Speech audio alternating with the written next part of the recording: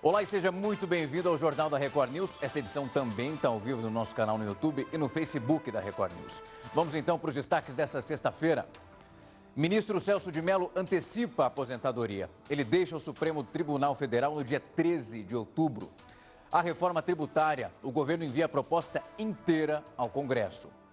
Caso Flor de Lis, desembargador nega o pedido da defesa para suspender o uso da tornozeleira eletrônica. O governo dos Estados Unidos nega ao TikTok um novo prazo para as negociações. O download pode ser restrito a partir deste domingo.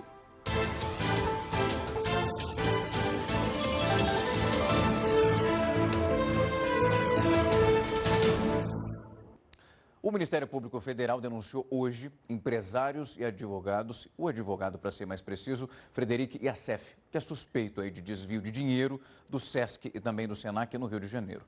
A gente vai conversar lá no Rio com o repórter Pedro Paulo Filho, que tem mais informações. Uma ótima noite para você, Pedro. Oi, Rafael, boa noite para você, boa noite a todos. Olha, ao todo, 5 pessoas foram denunciadas pela Força Tarefa da Lava Jato.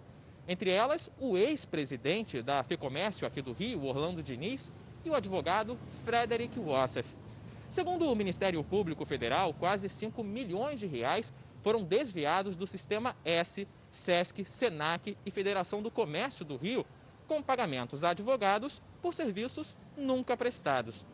Os contratos seriam falsos, com o suposto objetivo de escapar da fiscalização. Esse esquema teria ocorrido entre 2016 e 2017. Orlando Diniz não se pronunciou. Já Frederic Iacef disse que nunca teve qualquer relação comercial com a FEComércio do Rio e que essa denúncia é inepta. Ele citou o recebimento de honorários, mas de um escritório de advocacia criminal em São Paulo, ressaltando que prestou o serviço e declarou os recursos à Receita Federal. Rafael. Obrigado pelas informações, Pedro. O governo decidiu que vai enviar a reforma tributária inteira ao Congresso e não mais em fases como já tinha sido planejado inicialmente. Até agora, o governo enviou apenas a fase 1 dessa proposta, que prevê aquela unificação do PIS e CONFINS. A criação de um novo imposto sobre os pagamentos digitais deve ser enviada já na próxima semana, junto aí com as demais fases dessa proposta, que contém a desoneração sobre a folha de pagamentos ampliada, as mudanças também no imposto de renda e a unificação de outros impostos. E aos poucos, o movimento nas agências do INSS está aumentando. Hoje foram feitas ali quase 5 mil perícias presenciais. A gente vai direto para Brasília conversar agora com o repórter Matheus Scavazini, que tem mais informações sobre isso. Como a Justiça entendeu que os peritos que trabalham em agências já vistoriadas e consideradas em condições de segurança sanitária devem voltar ao trabalho, sob pena de terem os dias descontados, os profissionais estão indo trabalhar. Dos 776 profissionais que já deveriam ter retornado, 524 compareceram ao trabalho. São 47 a mais do que ontem. Até às 4 horas da tarde, foram realizadas mais de 4.700 perícias em 206 agências de todo o país. De Brasília, Matheus Scavazini. Obrigado, Matheus. Nesta sexta-feira, o desembargador Celso Ferreira Filho negou um recurso da defesa da deputada federal Flor de Lis para suspender aquela decisão que obrigava ela a ser monitorada por uma tornozeleira eletrônica. De acordo com essa decisão, o fato da deputada não ter se apresentado espontaneamente para a colocação dessa tornozeleira contradiz os argumentos da defesa, que no pedido de habeas corpus diz que a Flor de Lis não pretende furtar-se dessa instrução penal. Para o desembargador, essa atitude reforça ainda mais a necessidade desse monitoramento e o recolhimento domiciliar noturno da deputada. A Prefeitura de Macaé, no Rio de Janeiro, ainda não definiu a data para o retorno das aulas presenciais, que é um dilema lá na cidade. Mas aí o governo municipal iniciou já também uma testagem dos professores. E essa medida está gerando polêmica. Os professores das redes pública e particular de educação em Macaé estão sendo testados para a detecção do novo coronavírus. Mas a iniciativa gerou polêmica. É que apenas 10% dos profissionais de cada escola vão passar pelo exame. Para a presidente do Sindicato dos Professores de Macaé Região, o percentual é muito pequeno. O Simpro Macaé Região se posiciona questionando não a testagem, mas se posiciona questionando o percentual ao qual a prefeitura está designando. Macaé possui cerca de 70 mil profissionais da educação, mas apenas 1.050 professores vão ser testados. Desses, 261 são de escolas particulares. Outra indagação do sindicato é em relação a como a seleção dos profissionais foi realizada. Segundo a prefeitura, a listagem foi elaborada por sorteio. Diante de tantos questionamentos e da recomendação da Organização Mundial de Saúde, da Fundação Oswaldo Cruz e da UFRJ para a testagem em massa desses profissionais, o sindicato enviou um ofício à Secretaria de Saúde para que ela esclareça o procedimento. No documento, o Simpro questiona quais os parâmetros considerados para a testagem por amostragem de somente 10% dos profissionais e quais as razões que levaram à decisão de testarem primeiramente e apenas os professores. O Simpro afirma ainda que a medida não foi debatida durante a reunião do Conselho Municipal de Saúde. Este especialista explica que a amostragem pode servir para trazer uma estimativa de portadores assintomáticos dentro da população de professores. Com esse dado, a gente consegue entender, diante da situação de transmissão atual dentro de uma região ou do município, e estimar quantas pessoas, por exemplo, portam o vírus e não têm sintomas. Com esse dado, a gente consegue planejar melhor, por exemplo, uma retomada da atividade. Então, a gente imagina que essa é uma das estratégias que o município está adotando. A partir do resultado, será possível, então, traçar um cronograma para o possível retorno das aulas presenciais com a adoção de protocolos de prevenção.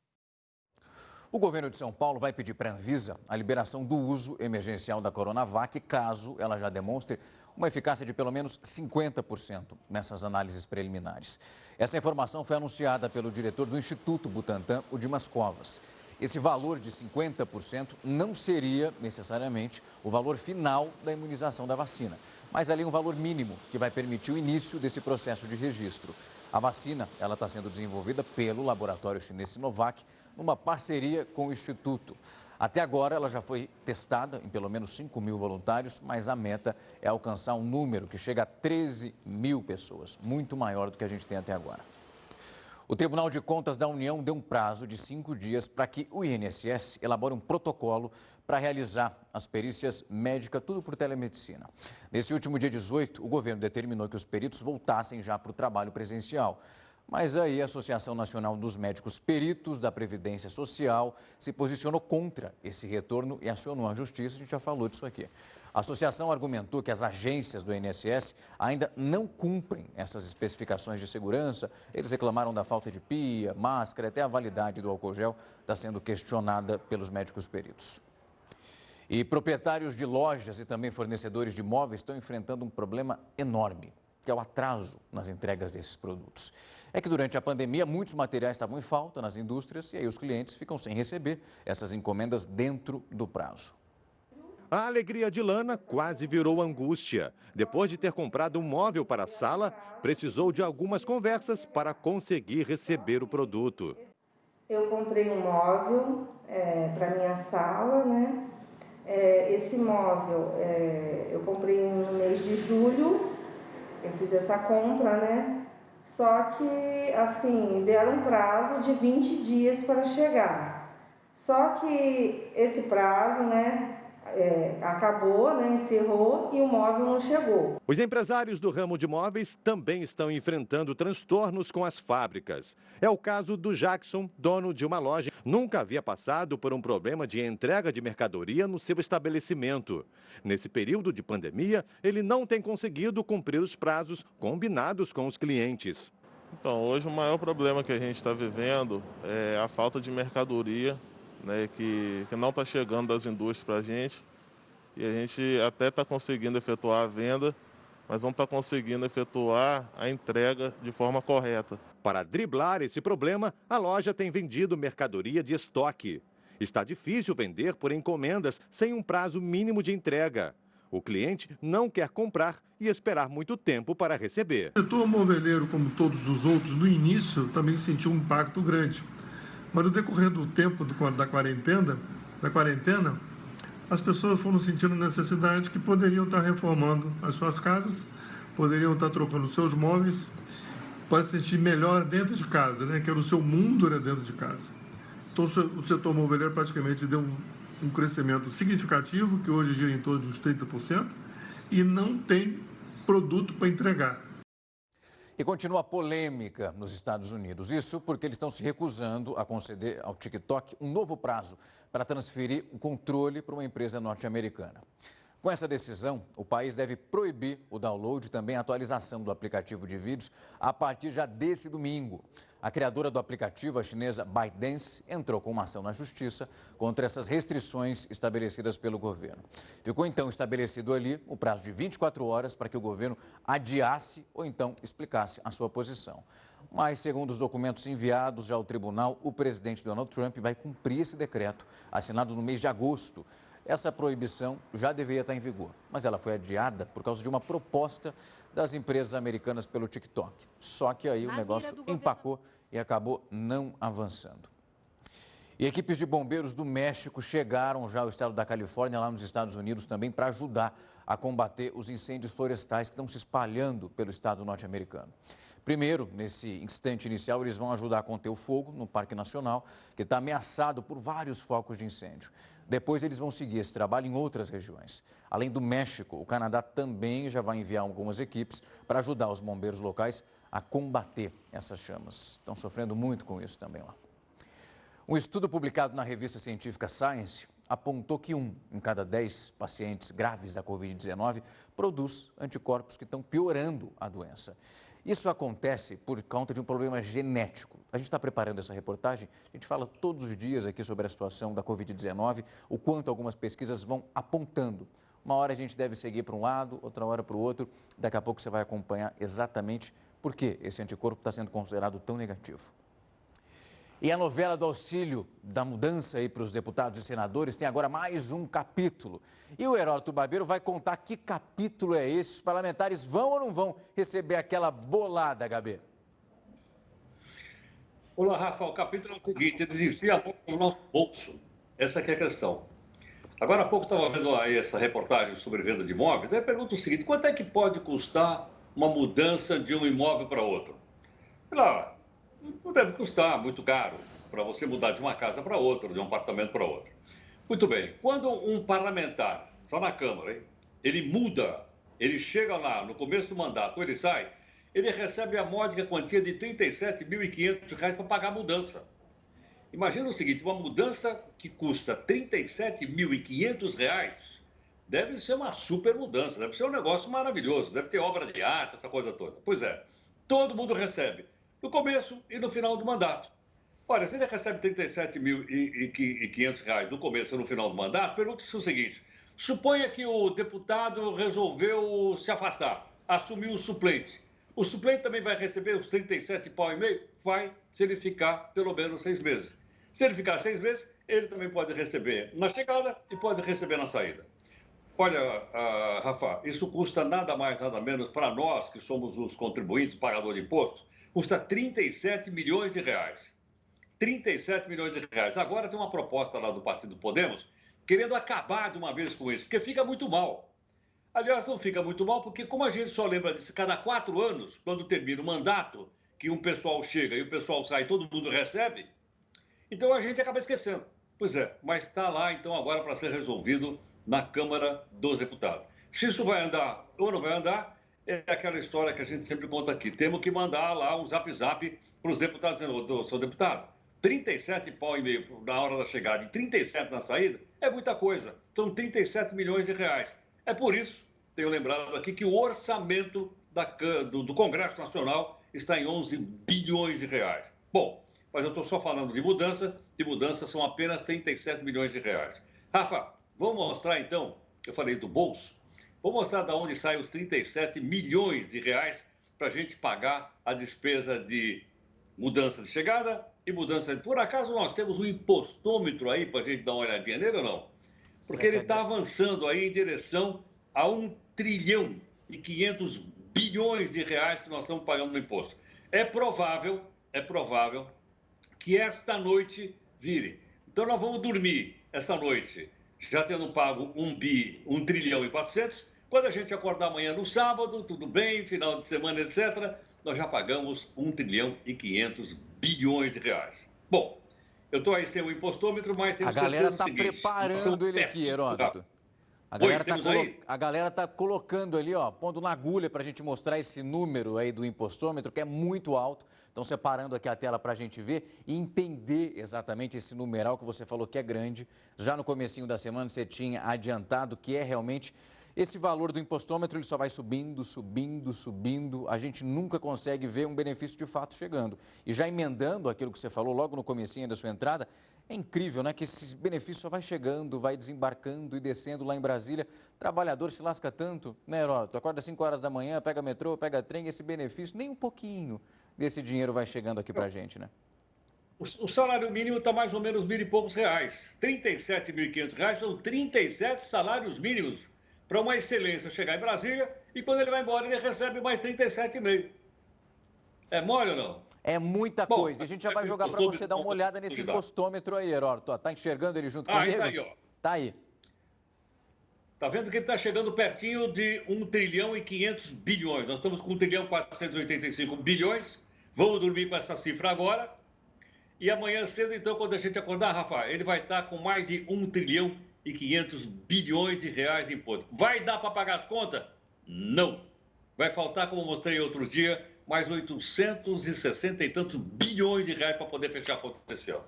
É muita coisa, Heródoto. A gente falei isso aqui no começo da semana, eu vou repetir. Dá vontade de chorar quando você olha para essa quantidade de dinheiro, ainda falta dinheiro para pagar a conta. Daqui a pouco a gente conversa mais. Vamos dormir e sonhar com esse número comprido aí. Até daqui a pouco. Agora a gente vai ver então a reportagem sobre a descoberta apontada por um estudo que está mostrando que 1 em cada 10 pacientes graves da Covid-19 produz anticorpos que estão piorando a doença. Isso acontece por causa de um problema que é genético. Dá só uma olhada na reportagem. A pesquisa liderada pela Universidade Rockefeller de Nova York e também pelo Hospital Necker for Sick Children de Paris analisou o sangue de 987 pacientes com pneumonia no estado grave, após serem contaminados pelo coronavírus. Destes 987, pelo menos 101 produziram um tipo de anticorpo que pode agravar a infecção ao invés de ajudar a combatê-la. É um fator que acontece devido a uma característica genética ou então de origem autoimune. Nas outras 663 pessoas analisadas e que permaneceram assintomáticas ou com sintomas mais leves, o anticorpo não foi detectado. Esses resultados poderiam explicar por que algumas pessoas passam pela Covid-19 sem perceber, enquanto outras estão desenvolvendo a doença de forma grave ou até fatal.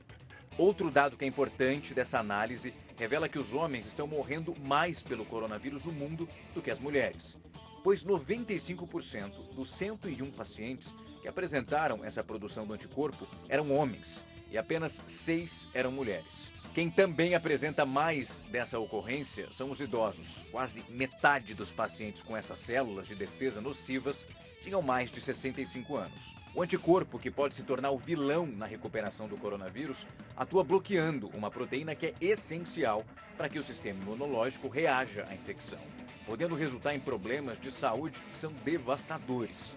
Os cientistas estão estudando como estabelecer testes clínicos para identificar os pacientes que produzem esses tipos de anticorpos. Assim, eles poderiam criar tratamentos que são capazes de neutralizar o problema. Cada dia o coronavírus é uma dor de cabeça para a gente, né? Vamos então com a opinião agora do colunista Rodrigo Constantino. No Brasil, o PT sempre foi o partido dos intelectuais, dos professores e de herdeiros culpados, como Petra Costa, aquela que fez o documentário enaltecendo, elogiando Lula, aquele que mexia com o ser humano como se fosse sua argila. O PSOL segue a mesma linha, fazendo sucesso no Leblon, na Vila Madalena, mas não muito nas periferias e nas favelas. Nova pesquisa mostra exatamente isso. Feita a ressalva de que eu não confio muito nessas pesquisas, que sempre inflam o número da esquerda e diminuem o número da direita, Boulos bateu nos 9% de intenção de votos. Mas o invasor do MTST, que anda circulando até de jatinho por aí, não seduz os pobres.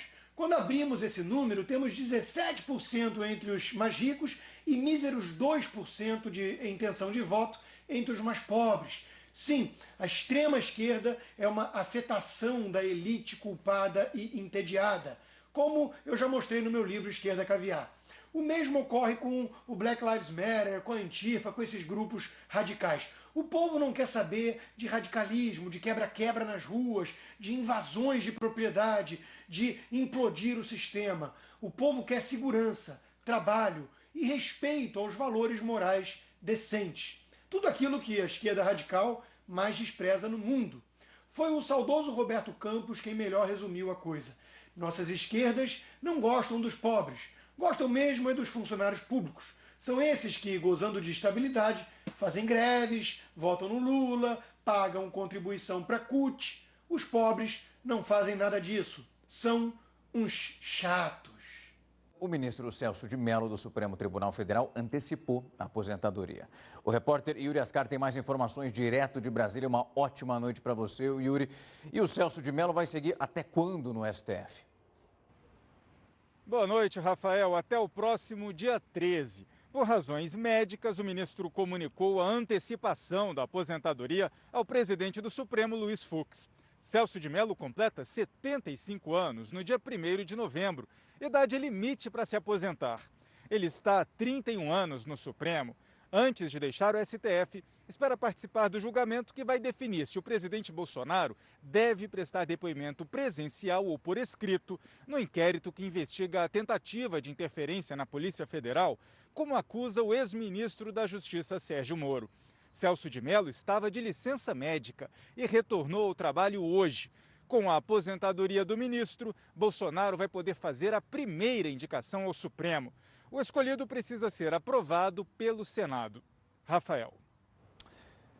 Tem mudança por aí. Mas você sabe como que é feita a escolha de um ministro do STF? Eu vou conversar então agora com o professor Michael Moalen, ele que é professor de Direito Constitucional da FGV do Rio de Janeiro. Professor, obrigado pelo tempo e a disponibilidade para bater esse papo aqui com a gente. O Yuri já estava adiantando um pouco para a gente um pouco desse processo. Agora cabe então ao presidente Jair Bolsonaro indicar o novo ministro que a gente vai ter no Supremo Tribunal Federal. É isso mesmo? Exatamente. Quer dizer, a vacância por conta da aposentadoria, quando se atinge a idade limite de 75 anos, o ministro Celso de Mello antecipou em poucas semanas, poucos dias, mas é por conta do atingimento dessa idade, desse limite. Agora cabe ao presidente fazer a indicação, que é o primeiro ato. Mas essa indicação ela só se confirmará depois de aprovada, e se aprovada, pelo Senado Federal, pelo Senado da República. Então, é um ato que a gente chama de um ato, de uma decisão, né, uma escolha que conjuga a vontade de dois poderes, do chefe do Poder Executivo, presidente da República, e também dos senadores, principalmente aqueles que fazem parte da Comissão de Constituição e Justiça no primeiro momento, e depois o corpo do plenário todo, todos os senadores são convocados a votar. Michel, o ministro tem mais algumas semanas de trabalho pela frente, mas já vai sair esse ano. Essa troca precisa também acontecer até dezembro ou o presidente tem um tempo maior para escolher um nome e colocar dentro do STF?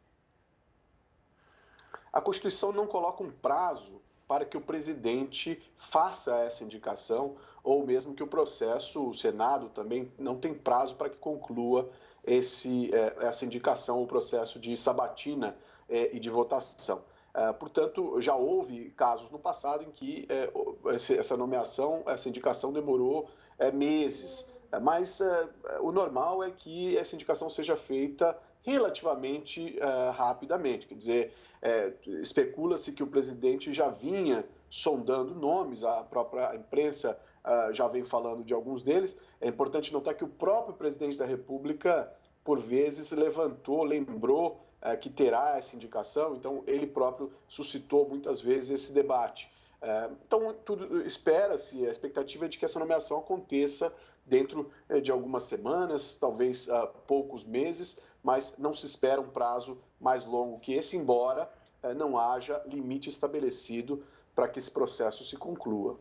Michel, é claro que o presidente vai indicar alguém que é ligado a ele, alguém com quem ele tem uma certa confiança, é um cargo ali de extrema responsabilidade. Sempre ouvi que o STF é o guardião ali da nossa Constituição e representado por cada ministro. É um cargo que tem que ser pensado ali com muito cuidado e com muita paciência, porque colocar alguém com algum tipo de viés pode trazer certo prejuízo para a nossa democracia. Sem dúvida. O Supremo Tribunal Federal sempre foi um órgão de Estado, o ápice, o topo do judiciário, né, a mais alta corte do país, e nos últimos anos ganhou uma proeminência ainda maior, ganhou uma importância que transcende, digamos, a cadeia processual, quer dizer, o topo dos processos, onde terminam muitos dos processos judiciais. Mas o Supremo, ele é chamado a decidir inúmeros assuntos do dia a dia do Brasil, da política, portanto, soluciona conflitos difíceis, se tornou uma corte essencial. Então, é natural que essa indicação seja revestida de muitos cuidados.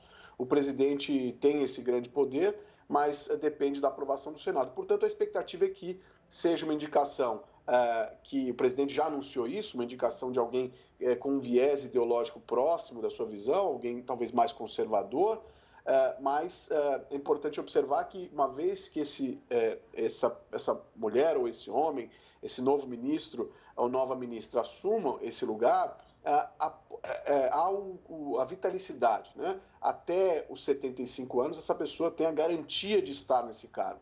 Portanto, isso é muito importante porque dá também uma autonomia em relação àquele que a indica ou indica. Ainda que se espere um elo, uma proximidade, a história recente mostrou que aqueles que vestiram a toga de ministro do Supremo, em muito pouco tempo, ganharam uma independência na sua forma de atuar.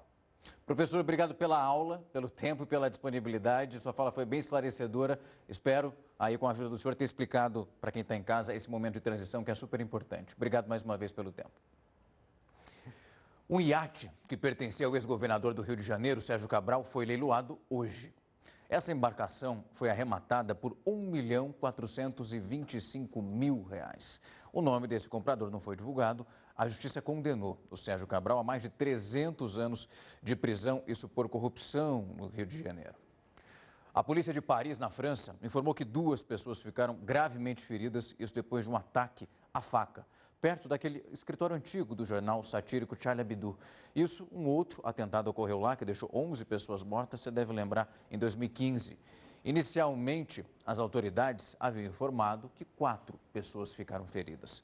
Mas aí eles revisaram esse número sem explicar a discrepância. A polícia isolou essa área depois que um pacote considerado suspeito foi encontrado nas proximidades, mas nenhum explosivo foi localizado lá. Você está vendo algumas imagens que já foram aí divulgadas logo no comecinho depois que esse atentado ocorreu. 2 suspeitos foram detidos no centro da cidade. E a pandemia do coronavírus fez com que os transplantes de órgãos e também tecidos tivessem uma queda de 61%, segundo a Associação Brasileira de Transplantes. Para falar sobre esse assunto, que é extremamente importante, eu vou conversar agora com o Pedro Túlio, ele que é médico e também coordenador nacional de transplantes, e vai trazer as informações para a gente conseguir, de fato, entender o que está acontecendo nesse momento, a importância disso tudo. Vou chegando aqui perto do telão. Doutor, obrigado pelo tempo e a disponibilidade. Logo no comecinho da semana, disseram que o número estava baixo. A gente está vivendo esse panorama mesmo? Boa noite, obrigado pelo convite. Esse tema é muito importante. Realmente houve uma queda expressiva no número de transplantes realizados nesse primeiro semestre. A pandemia nos afetou de várias formas, inclusive também com redução no número de transplantes de órgãos, né? Esse panorama está mudando, já é observada uma retomada. Regiões, principalmente no sul e no sudeste, já voltaram a ter número de transplantes próximos aos que eram vistos anteriormente à pandemia, mas realmente esse primeiro semestre essa queda foi observada, mas nós temos que pensar também de um enfoque positivo, de que essa queda não foi tão pronunciada como em outros países do mundo. Países europeus como Espanha e Portugal tiveram seus programas de transplante totalmente interrompidos. Os Estados Unidos observou uma queda 60% a 70% também no número de transplantes e doações. Então, já estamos num momento de retomada e precisamos da população, da consciência de todos, para que a gente possa voltar a ter uma atividade transplantadora relevante como é a do Brasil. O Brasil é o segundo maior país em número de transplantes realizados no mundo, fica atrás apenas dos Estados Unidos. Doutor, o senhor falou sobre a pandemia, os efeitos que a gente consegue imaginar, o impacto disso tudo. Mas o senhor acredita que isso gerou um negacionismo nas pessoas? Por isso a gente tem uma redução desses números? Elas quiseram deixar de lado? O que explica, de fato, o efeito da pandemia para não querer doar mais? Pelo contrário, quanto à questão da aceitação familiar, foi registrado até um aumento nas taxas de aceitação familiar, né, que historicamente ficam em torno de 61%, nós estamos com 64% de aceitação familiar. O real motivo pelo qual ocorreu essa queda nas doações de órgãos e também transplantes, a gente tem vários fatores aí que contribuíram para isso. Então, primeiro, o isolamento social fez com que fosse observada uma redução no número de casos de trauma, né? As pessoas estavam circulando menos na rua e o traumatismo crânioencefálico é uma importante causa de morte cefálica e, por sequência, aumento do número de doadores de órgãos. Também a estrutura hospitalar necessária para atender os pacientes no pico da pandemia de Covid acabou que ocupou leitos que anteriormente poderiam ser destinados a receber pacientes transplantados. E uma outra preocupação é que o paciente transplantado necessita de uma imunossupressão para evitar a rejeição do órgão, que o coloca sob maior risco de formas graves do Covid. Tanto que essa queda no número de transplantes foi muito relacionada à queda de transplantes que não são tão emergenciais, como o transplante de córnea, que registrou uma queda de 52%, enquanto o transplante de fígado foi só 9%, que é uma situação mais emergencial. A pessoa não consegue esperar alguns meses para que a pandemia reduza o número de casos, né? Então, isso tudo foi observado. Mas quanto ao aspecto da aceitação da população para doação de órgãos, não foi esse motivo e, como eu falei, foi inclusive visto um aumento na taxa de aceitação familiar da doação de órgãos. Doutor, a gente vai ter dois panoramas aí, né? As vítimas dessa pandemia que contraíram o coronavírus, infelizmente não resistiram, mas tem uma outra vítima dessa pandemia, que é a pessoa que está na fila esperando por essa doação de órgão, que muitas vezes não tem muito tempo para aguardar até o fim de uma pandemia e a gente tem uma reestruturação desses números.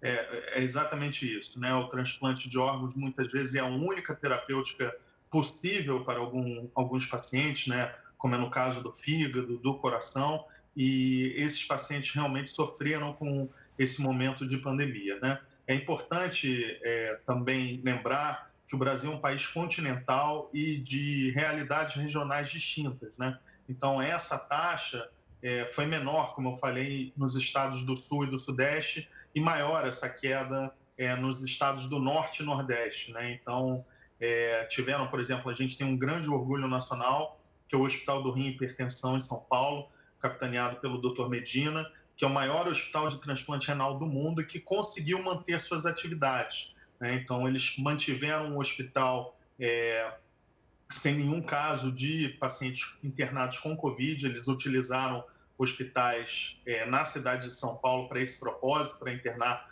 pacientes transplantados que posteriormente desenvolveram Covid e conseguiram manter, assim, a sua atividade transplantadora. Essa foi uma das muitas iniciativas que foram feitas Brasil afora para poder manter a atividade transplantadora, que observou sim uma queda. Essa queda foi observada no mundo inteiro, mas, como eu falei, no Brasil foi até menos significativa do que países como os Estados Unidos e muitos países na Europa.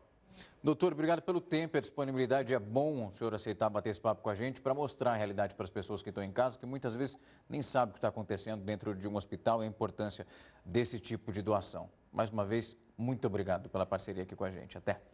A campanha eleitoral já está começando a tomar conta das redes sociais, você deve ter percebido. E quem tem algumas dicas para a gente ficar esperto, identificar as fake news, é o HB. E o que não falta é fake news. A gente tem eleição e fake news, ó. A gente pode falar que está meio ali, né, HB? Exatamente, Rafa. Combater fake news é, acima de tudo, um ato de cidadania. Não só em campanha eleitoral, mas de qualquer forma a gente não pode descuidar delas. Mas como a campanha vem vindo aí, eu não sei se está recebendo, eu já estou recebendo aqui no meu equipamento, já tem vindo release, já tem vindo propaganda, enfim, o pessoal já está fazendo campanha para prefeito e para vereador, o que faz parte do processo democrático do nosso país. Agora é o seguinte, eu não tenho certeza se o que eu estou recebendo vem ou não do candidato A, B ou C. Então nós temos aqui alguns passozinhos para a gente poder identificar E isso serve para a vida prática, não só para a época da eleição. Primeiro, quando a gente recebe uma notícia, a gente tem que estar desconfiado, principalmente se ela vier através de redes sociais, se vier através de e-mails que eu nem sei de quem me manda, e também sobre certos aplicativos que pedem para eu clicar lá e depois acaba, inclusive, criando problema aqui no meu computador. Então, rede social, precisa tomar o máximo cuidado com aquilo que a gente recebe. Esse é o primeiro passo. Vamos para o segundo passo também importante, que é o seguinte. Vamos questionar, tá certo? Vamos duvidar. Ou seja, eu recebo de grupos de amigos, você também recebe, todo mundo recebe. Agora é o seguinte, uma coisa é você receber uma brincadeira, você receber uma piadinha, qualquer coisa. Outra coisa é você receber uma fake news que pode atingir alguém, pode prejudicar a campanha de A, B ou C. Então vamos tomar muito cuidado com grupos de amigos e também com grupos de WhatsApp de uma maneira geral. Principalmente o WhatsApp, que é facinho da gente encaminhar. Então, na dúvida, ou se a gente percebe que aquele é ofensivo, para aí. Não vamos deixar isso se propagar. Um outro passinho também importante, que eu acho que é facinho da gente avançar, é o seguinte. Compara a informação. Olha, eu recebi aqui uma informação que aconteceu isso. O que eu faço? Eu entro nos sites jornalísticos, entro no site da Record News, entro no site da Record, entro no site do R7 e uma série de outros sites confiáveis de jornalismo, da BBC e vai por aí afora, e confiro lá se aquilo é verdade ou não. Se não for, pimba, para aí. Se for verdade, está comprovado por jornalistas, pessoas que têm compromisso com a verdade, aí então a gente passa para frente. Sem isso, a gente não passa. Mesmo se tratando de campanha eleitoral, mesmo se tratando de um candidato que a gente não gosta, mesmo se tratando de um cara no qual a gente não vai votar. Não faz parte da democracia a gente lançar mentiras contra outras pessoas. O que a gente tem a dizer é verdade a respeito daquele candidato que a gente acha que vai governar melhor a cidade. Outro passo, então, importante aí, além desse, diz o seguinte, vamos lá, na dúvida, não compartilhe. Tem um ditado, como você sabe, Rafa, no direito que diz, in dúbio pro réu, né? Se houver dúvida, o réu é a favor do réu. Aqui é o seguinte, na dúvida, não compartilhe. Ah, estou em dúvida, não compartilhe. Porque compartilhar sem ter certeza não dá bom passo, não dá bom trabalho, não dá boa contribuição para a democracia. Eu acho que esses passos são os mais importantes, Rafa, para que a gente possa, então, agora, enfrentar melhor a campanha eleitoral. Mas gostaria de repetir, fake news a gente combate sempre porque é um ato de cidadania. Sem dúvida. Heródoto, ali, ó, segurar aquele dedinho nervoso, se tem dúvida, checa. Não vai ficar espalhando bobeira por aí, já tem muita coisa circulando. Alguns animais estão ameaçados de extinção, isso muita gente já sabe. E que forma a África do Sul encontrou agora para conseguir impedir que os rinocerontes sejam extintos? Heródoto, a gente fica torcendo, né, para esse número nunca aumentar, ele só diminuir, mas na África do Sul, pelo menos para os rinocerontes, estão encontrando uma maneira para isso? Tá, olha, o Rafa, ainda que seja uma coisa dolorosa da gente contar para os nossos amigos. Os rinocerontes são apanhados, são colocados para dormir, e eles, então, serram o chifre do rinoceronte. Tiram o chifre dele fora, o animal sobrevive e pode continuar vivendo e evitando assim sua extensão. Agora, você me diz uma coisa. Não dá para entender por que corta o chifre do rinoceronte. E sabe por quê, Rafa? Porque é o seguinte, os caçadores matam esse animal só para tirar o chifre. O quilo do chifre desse animal custa entre 60 e 80 mil dólares. Mas espera um pouquinho, quem que compra isso? Quem compra são alguns países asiáticos. É verdade que vai de contrabando, vai na Tailândia, vai no Mianmar, vai na China. E para que eles querem o tal do chifre do rinoceronte? Porque há uma tradição antiga naquela região que esse chifre tem um efeito erótico, que ele tem um efeito de mexer com a libido da pessoa. Então, por esse motivo, ele é vendido por esse preço. É vendido por grama, né? por grama na Tailândia e também na China. Então, a única saída encontrada foi o seguinte, tira o chifre do animal, ele não morre, isso não vai criar problema para ele, porque ele está sendo agora colocado em local para tratamento, e assim os caçadores não vão matá-lo. Olha a maneira pela qual, é dolorosa, mas é a maneira pela qual a gente pode impedir aí a extinção dos rinocerontes. Espero que a gente encontre, viu, Rafa, também uma maneira para impedir a extinção das onças brasileiras, que estão sendo ameaçadas pelo fogo, tanto no Pantanal quanto na floresta amazônica. Triste demais ver, Heródoto. Esse pessoal que fica sem libido, mas que não tire o chifre aí desse rinoceronte, pelo amor de Deus. Segunda-feira a gente conversa um pouco mais, Heródoto. Um excelente final de semana para você. Até mais. Igualmente, obrigado. As bicicletas são consideradas veículos, claro, pelo Código de Trânsito Brasileiro. E por isso, os ciclistas têm que seguir algumas regras para garantir a segurança deles próprios e até também dos outros condutores. Dá só uma olhada nisso. Leves, ágeis e aliadas de todas as horas. As bikes são melhores ainda quando utilizadas com cuidados. A falta de capacetes, espelhos, buzinas e luzes de sinalização é bastante comum. As placas de sinalização devem ser seguidas à risca, já a velocidade compatível com as condições do piso e da visibilidade. A circulação é obrigatória em ciclovias, ciclofaixas ou acostamentos. Já nas ruas e avenidas, sempre no mesmo sentido dos veículos. O Matheus tem a bicicleta como uma grande aliada da agenda profissional. Muitas vezes de ônibus eu não conseguia chegar nos horários corretos para fazer os trabalhos. E de bike é muito mais fácil e muito mais prático, além de fazer bem para a saúde, né? Até para cruzar as ruas, estão previstas regras de convivência no Código de Trânsito. O ciclista jamais deve pedalar sobre as faixas. O ideal é sempre empurrar a bicicleta e, claro, observando toda a movimentação ao redor para se tornar mais um agente multiplicador de segurança. Para continuar andando legal pela cidade, nada de circular pelas calçadas. A utilização só é permitida no caso de faixas compartilhadas. E acredite, a mistura de álcool e guidon pode ser punida com prisão no caso de acidentes, como acontece com os motoristas. Enquanto o uso de placas de identificação não é obrigatório, sempre vale o bom senso. E a questão de exercer cidadania e a capacidade de empatia, se colocando no lugar do outro.